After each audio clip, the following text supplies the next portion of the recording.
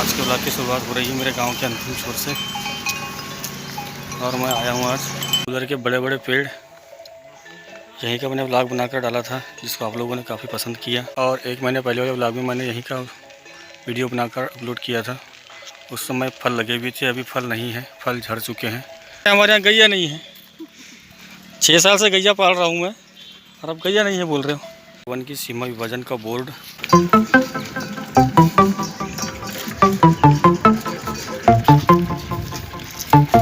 और ये सरसों के पौधे फ्लावरिंग की स्टेज में आ रहे हैं।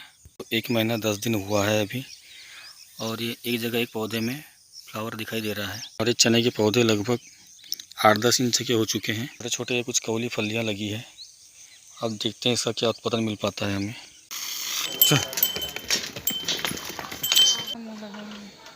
नमस्कार दोस्तों, स्वागत है आपका एक और नए ब्लॉग में। मैं हूं धर्मेंद्र सोनवाने और आप देख रहे हैं रवि डिजिटल आर्ट ब्लॉग। और आज के ब्लॉग की शुरुआत हो रही है मेरे गांव के अंतिम छोर से। और मैं आया हूं आज गाय चराने के लिए, क्योंकि हमारे गांव के चरवाहे ने आज भी गाय नहीं छोड़ा है। और मेरी गायों के साथ में गांव की बहुत सारी गायें भी हैं। बहुत सारे किसान अपनी अपनी गाय लेकर के आए हैं साथ में चरवाने के लिए। ये देखिए, आज गांव के गायकी ने गोहन नहीं छोड़ा है, सभी लोग आए हैं आज, और उनके साथ में मैं भी आया हूँ।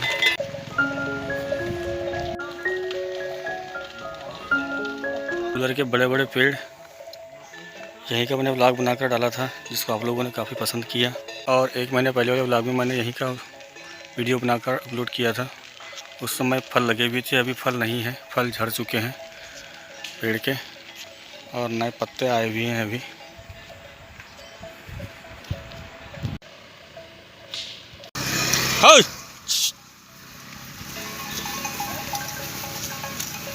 और मेन रोड से लेफ्ट साइड में हम लोगों ने लगा दिया है इन्हें अंदर चराने के लिए। और ये जंगल के बीचों बीच आपको जो रास्ता जैसे दिखाई दे रही है, यह एक्चुअल में रास्ता नहीं है, यह वन की सीमा को निर्धारण करने के लिए बनाई गई लाइन है। यहाँ पर आने वाली झाड़ियों को काट छाट कर दिया जाता है, और यह वन क्षेत्र का निर्धारण करती है। और यह सामने में मुनारा दिखाई दे रहा है जो वन की सीमा को दर्शाता है।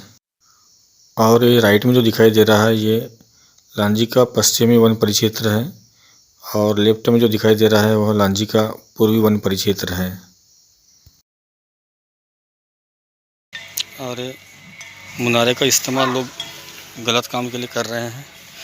यहाँ बैठकर बहुत ज़्यादा मात्रा में दारूबाजी की जाती होगी, देखकर ही समझ में आ रहा है। डिस्पोजल पानी की बोतल, चखना के पैकेट पड़े हुए हैं जहाँ तहाँ, और बहुत ही कचरा फैला रखा है लोगों ने। और वन विभाग को इसके लिए कुछ करना चाहिए। एकदम से कचरा फैला रखा है, बिल्कुल गंदा करके रखे हैं। और ये 11 kV की लाइन, यहीं से मेरे गांव में बिजली सप्लाई होती है पावर हाउस से। इसी लाइन के ज़रिए हमारे गांव में बिजली जाती है। और ये बिजली के तार बीच बीच में कुछ जगह पर झोल हो गए हैं, इन्हीं को सपोर्ट देने के लिए बीच में खंभे गड़ाए जा रहे हैं। इसी वजह से दिन भर लाइट गोल रहती है। बीच बीच में जो मैंने आप लोगों को बताया था कि बिजली की कटौती चल रही है और किसानों को बिजली की समस्या झेलना पड़ता है, ये इसी वजह से है, क्योंकि वायर की रिपेयरिंग का कार्य चल रहा है। हमारे यहाँ गैया नहीं है, 6 साल से गैया पाल रहा हूँ मैं, और अब गैया नहीं है बोल रहे हो। गैया है तभी तो गैया चराने के लिए आया हूँ क्या। और ये जो रोड आप लोग बैकग्राउंड में देख पा रहे हैं, ये लांजी से साली टेकरी मार्ग, यहाँ से रायपुर भी जाते हैं। वन की सीमा विभाजन का बोर्ड, और यहाँ बहुत ही प्यारा स्लोगन लिखा हुआ है, वनों को आग से बचाइए। और सामने वाला वन जो दिखाई दे रहा है, ये लांजी वन परिक्षेत्र का पूर्व सामान्य, मेरे बैक में जो दिखाई दे रहा है, ये लांजी वन परिक्षेत्र का पश्चिम सामान्य वन क्षेत्र। जो लोग आए थे वो मेरे से काफ़ी दूर चले गए। अब ब्लॉगिंग करने के कारण उनको से पीछे रह गया। अब मुझे भी जल्दी जल्दी जाना पड़ेगा, क्योंकि मेरी साइकिल वहाँ रखी हुई है, कोई लेकर ना भाग जाए। और मेरे बैक में आप लोगों को दिखाई दे रहे हैं गांव की महिलाएं जंगल जा रहे हैं सूखी लकड़ी चुनने के लिए, जलाऊ लकड़ी। और ये मेरे गांव की रास्ता ये अभी भी कच्ची है कुछ दूरी तक। गांव में पूरी जगह में सीसी रोड बन चुकी है, लेकिन ये वाला हिस्सा भी नहीं बना है। और निस्तार बास डिपो दिखाई दे रहा है सामने, और ये मेरी साइकिल। और इस वाली जगह में भी वनों को आग से बचाइए लिखा हुआ है। और वनों को आग से बचाना हमारा फ़र्ज़ बनता है, क्योंकि जब जंगल में आग लगती है तो उसके साथ में बहुत से पशु पक्षी, छोटे जीव मर जाते हैं और छोटे छोटे पेड़ पौधे भी जलकर बर्बाद हो जाते हैं। और यहाँ का निस्तार बास डिपो की बिल्डिंग, और इसके जस्ट सामने में प्लांटेशन लगा हुआ है, बांस के पौधे और कुछ खमेर के पौधे लगे हुए हैं।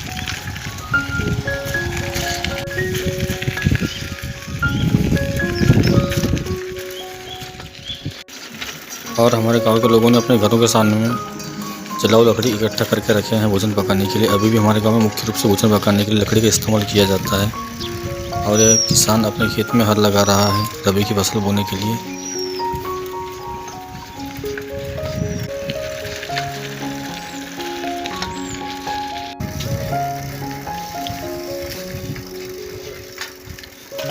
और गांव के बाकी लोग भी अपने अपने पशुओं को चराने के लिए खेतों की ओर लेकर जा रहे हैं।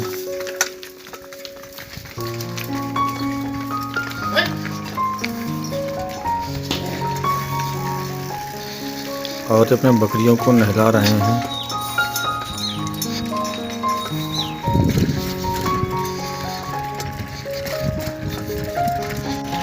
और ये आंगनवाड़ी के ग्राउंड में दिन भर बढ़िया धूप लगती है, इसलिए यहाँ पर कंडे बनाकर रखे हैं गांव के लोगों ने। और आंगनवाड़ी से बच्चे घर की ओर वापस आते हुए हैं। जो दलिया मिल चुका है। दद्दू दलिया मिल गया तेरे को?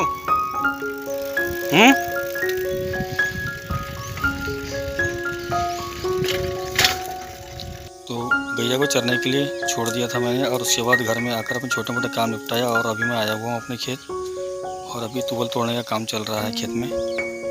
और गायकी ने गैया चराने के लिए नहीं छोड़ा है। गांव में आने के बाद कुछ किसानों से चर्चा करने के बाद यह जानकारी मिली कि जैसे ही शाम को गैया चर के घर वापस आती है तो गांव के बहुत से लोग ऐसे हैं जो अपने गायों को घर में बांध कर नहीं रखते, लावारिस चरते ही रहते हैं उनके जानवर गाँव में। और अभी खेतों में रबी की फसल लगी हुई है, कहीं चना, कहीं गेहूँ, मटर, उड़द, और कुछ जगह रबी की खार लगी हुई है, क्योंकि अभी रबी का रोपा लगाने की तैयारी चल रही है। और लावारी जानवर खेतों में जाकर के सब नुकसान पहुंचाते हैं, फसलों को खा जाते हैं। इसीलिए गांव के लोगों ने बहुत से मवेशियों को कांजी हाउस में भी बंद किया है ले जा कर के। और इसी सिलसिले में गायकी को भी मना किया गया है गैया चराने के लिए छोड़ने के लिए। पिछले 2 दिनों से गाय चराने के लिए नहीं छोड़ रहा है गायकी। अब देखते हैं कब तक के बंद रहता है। 2 दिन पहले जो मैंने मिट्टी के गट्टू बनाया था, अभी थोड़े थोड़े सूख चुके हैं। अभी कुछ गट्टू को मैंने पलटा कर देखा तो पलट रहे हैं। अभी मतलब ये गीले नहीं हैं, और कुछ गट्टू में क्रैक आया हुआ है। ये जो मैंने गारा तैयार किया था, इसमें से मैं आधी मिट्टी के ही गट्टू बना पाया हूँ, आधी मिट्टी सूख गई है, इसको मैं नहीं बना पाया था। कल मुझे गट्टू बनाने के लिए खेत आना था, लेकिन मैं नहीं आ पाया क्योंकि घर में ही बहुत सारे काम थे, और उन्हीं कामों में व्यस्त रहने के कारण मैं खेत नहीं आ पाया गट्टू बनाने के लिए। और ये सरसों के पौधे फ्लावरिंग की स्टेज में आ रहे हैं। और ये मटर की फसल, ये 3 दिसंबर की बुआई है, और आज है 13 जनवरी, यानी इसको 1 महीना 10 दिन हुआ है अभी। और ये एक जगह एक पौधे में फ्लावर दिखाई दे रहा है। और ये चने की फसल, और चने में तो बहुत ज़्यादा भारी मात्रा में खरपतवार दिखाई दे रहा है। इसको निकालने की हिम्मत ही नहीं हो रही है, दिमाग भी काम नहीं कर रहा है कि अब कैसे किया जाए। और ये चने के पौधे लगभग 8-10 इंच के हो चुके हैं, और कल से इनकी कटाई की जाएगी इनकी सूखी भाजी तैयार करने के लिए, क्योंकि चने की सूखी भाजी बहुत ही टेस्टी लगती है। और इसको सूखा कर रख देंगे तो ये हमको लगभग अप्रैल मई तक खाने के लिए काम आएगी। और चने की पौधों की कटाई करने के बाद उसमें और ज़्यादा ब्रांचेस आते हैं, नुकसान नहीं होता, कटाई करने से फ़ायदा ही मिलता है और ज़्यादा बड़ा पौधा बनता है चने का। और अभी ठंडी का मौसम चल रहा है, और दिन इतने छोटे हैं कि कैसे कैसे शाम हो जाती है पता ही नहीं चलता। और अभी 4:30 बजे हैं, और सूर्य की ये स्थिति है, आधे घंटे में सनसेट हो जाएगा। और इस वाली जगह में खरपतवार कम दिखाई दे रहे हैं, क्योंकि 3 दिन पहले मैंने यहाँ खरपतवार निकाला था। इससे जस्ट बाजू में देखिए चने के बीच में कितनी खरपतवार दिख रही है। चने के पौधे नज़र नहीं आ रहे हैं, खरपतवार दिखाई दे रहा है। और यहाँ लगभग मैंने आधा घंटा निकाला था, तब जाकर के इतना सा हिस्सा कवर हुआ था। अब इतना बड़ा खेत है, इसमें मुझे पूरी तरह समर्पित होकर काम करना पड़ेगा, तब जाके इतने बड़े खेत की खरपतवार निकल पाएगी। पार्ट टाइम करने से नहीं होगा, मुझे पूरा फुल टाइम देना पड़ेगा। सुबह 6 बजे से शाम के 6 बजे तक भीड़ रहूँगा, तब जा कर के खरपतवार को कंट्रोल कर पाऊँगा। क्योंकि ये दलहन के बीच में दलहन की फसल का ही खरपतवार उगा है, तो इसको मारने की कोई दवाई भी नहीं आती। क्योंकि इसमें अगर दवाई का स्प्रे करता हूँ तो मोट के साथ साथ में चने की फसल भी ख़राब हो जाएगी। इसको नींदना ही इसका हल है। और ये धनिया का पौधा, इसमें भी फूल चटक रहे हैं, ये भी फ्लावरिंग की कंडीशन में आ रहा है। और चना भी लगभग 15 दिनों में फ्लावरिंग की कंडीशन में आ जाएगा। लेकिन इसी कटाई कर देंगे तो फिर फ्लावरिंग में समय लगेगा, इतने जल्दी फ्लावरिंग की स्थिति में नहीं आएगा कटाई करने के बाद। और यहाँ से सरसों के पत्ते भी बहुत चौड़े दिखाई दे रहे हैं, इसमें भी अब फ्लावरिंग शुरुआत हो रही है। और जब सरसों में जब पीले पीले फूल आते हैं तो बहुत सुंदर दिखते हैं इसके पौधे। और ये रही तुवल कुछ इस प्रकार की है। इसकी एक बार की फलियाँ तो बर्बाद हो गई, और दूसरी बार जब फ्लावरिंग आई थी उस समय भी बदल आ गया था, बहुत सारे फूल झड़ गए। अब इसमें छोटे छोटे कुछ कवली फलियाँ लगी है। अब देखते हैं इसका क्या उत्पादन मिल पाता है हमें। और अभी खेत पहुँचे ही थे, ज़्यादा कुछ काम नहीं हो पाया और मुझे गायों को लेने के लिए जाना पड़ेगा। क्योंकि गायों को मैं चरने के लिए जंगल में छोड़ दिया था, और जैसे ही वे गाँव में आएंगे तो खेतों में फसल लगी हुई है, कहीं फसलों में चरने के लिए ना भिड़ जाए। इससे क्या है कि ग्रामीण लोगों के गुस्से का सामना करना पड़ेगा, क्योंकि उनकी फसल को खा जाएंगे तो बराबर है, स्वाभाविक है कि वो गुस्सा करेंगे ही। थोड़ा ही समय है मेरे पास में, तो अभी ज़्यादा कुछ काम तो नहीं हो पाएगा। लेकिन ये गट्टू बनाने के लिए कुछ जगह को समतल कर देता हूँ। ये कुछ वाले हिस्से के मैंने बड़े बड़े मिट्टी के ढेले हटा दिया हूँ और इसको समतल कर दिया हूँ, और इसमें थोड़ा पानी मार देता हूँ। ये वाली जगह और अच्छी तरह समतल हो जाए, क्योंकि उस वाली जगह में मैंने ईंटें बनाया, समतल नहीं होने के कारण ईंटें समान नहीं बन रहे हैं, उनका आकार ठीक नहीं आ रहा है।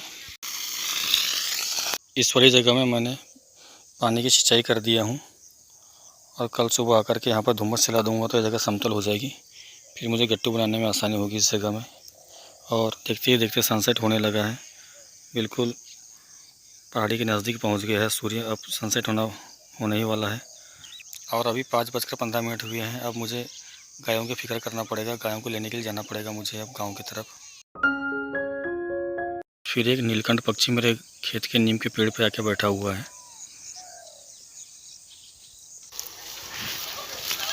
और ये गाय चलकर जंगल से वापस आ गई है, और हमारे घर के पास ही खेतों में 2 पैरा का ढक लगा हुआ है, यहाँ पर पैरा खा रही है। अच्छा हुआ जो ये चल के खुद ही वापस आ गए और किसी के फसल में नुकसानी में नहीं गए।